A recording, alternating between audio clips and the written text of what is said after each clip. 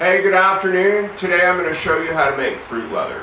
Now for this you will need a dehydrator and a blender. I checked, they do sell these online, and if you're going to get one, make sure you get the one that has the fruit roll, and I'll show you that right away because I made some last night. I think I let it go a little long, but I actually prefer my fruit leather crispy rather than too chewy. So this is a shot of the batch I made last night. Okay.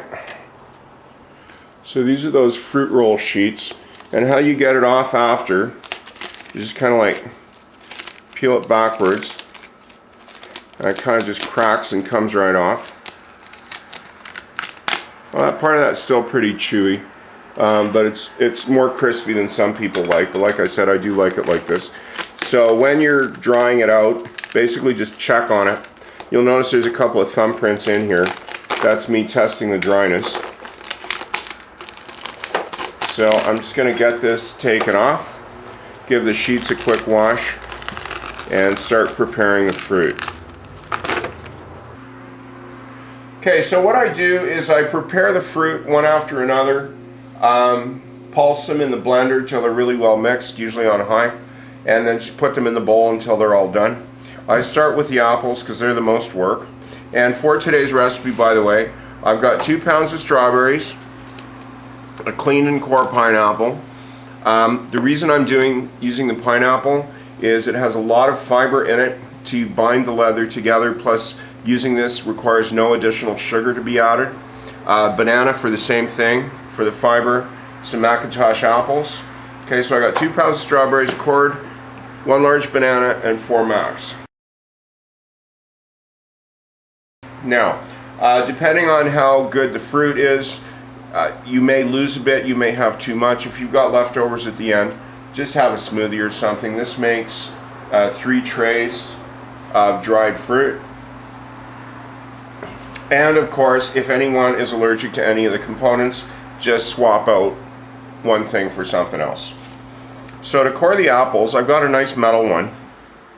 Just place that right over the top.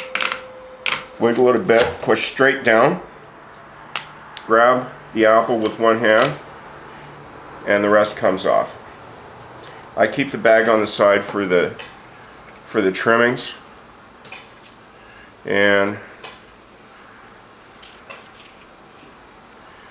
do take the outer peel off, and if there's any bad bits, if you get any bruising, cut that out as well. The one note on that I should say is if you're going to get a dehydrator and start doing this on a regular basis, if you're going to be drying vegetables, like I don't know if you've seen my recipe for the dried mushroom chips. For vegetables, definitely shop in the clearance section because they've been marked down, and because they've been bruised and handled, they dry a lot quicker, so you end up saving on time and electricity, and they're way cheaper. Just make sure you give them a good clean first. So I got the blender loaded up with the chopped apples there. So always make sure that you put a bit of water in to get it started. I just use the cup they give you. I'm going to pulse that first.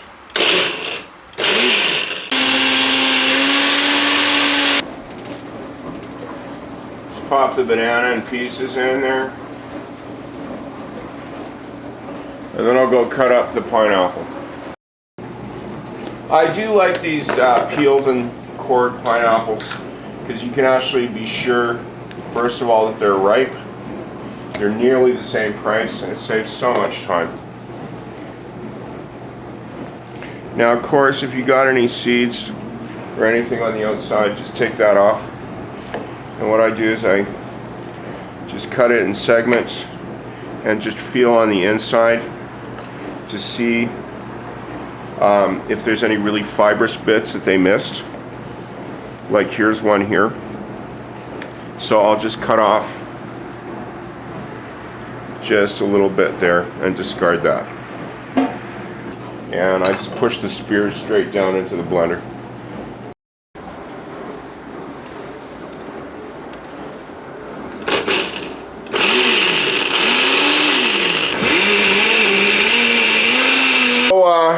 Strawberries are the last one. I just rinse these, hull them, cut the hard green ends off, and just make sure that I cut out any rotting bits.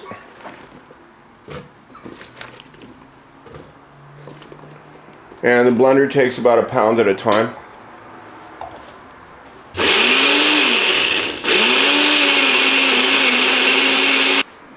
And just a little shortcut here. Put the rest of the strawberries in the blended ones already. It's just so much quicker and faster. That way you don't have to add any more water.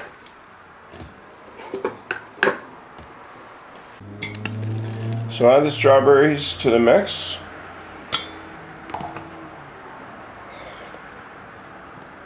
Stir it up with a big spoon.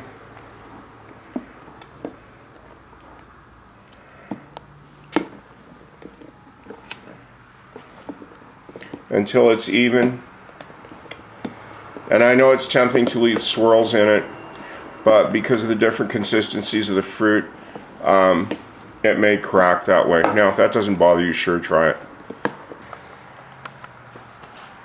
The last step is just to fill the tray.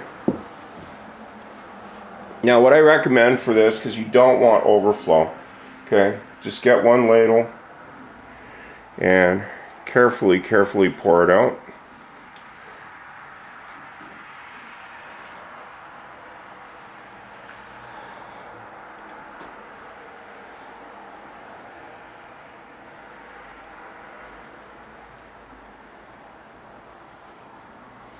Kind of move it around, adding a little bit at a time.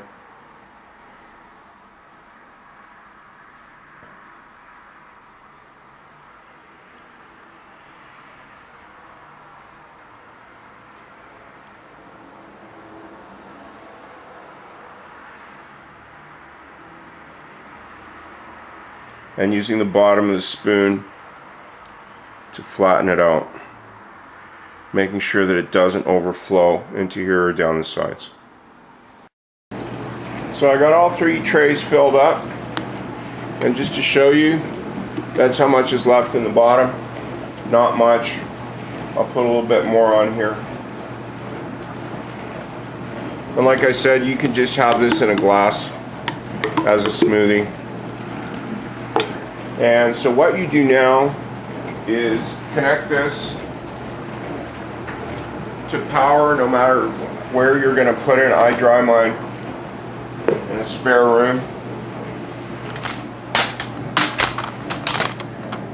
It's not as noisy in the kitchen.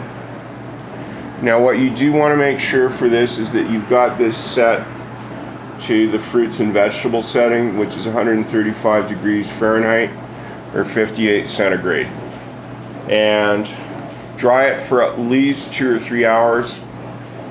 And what you do is just when you're drying, take a look at it, and if it's just sticky, then it's fruit leather and you're ready to go.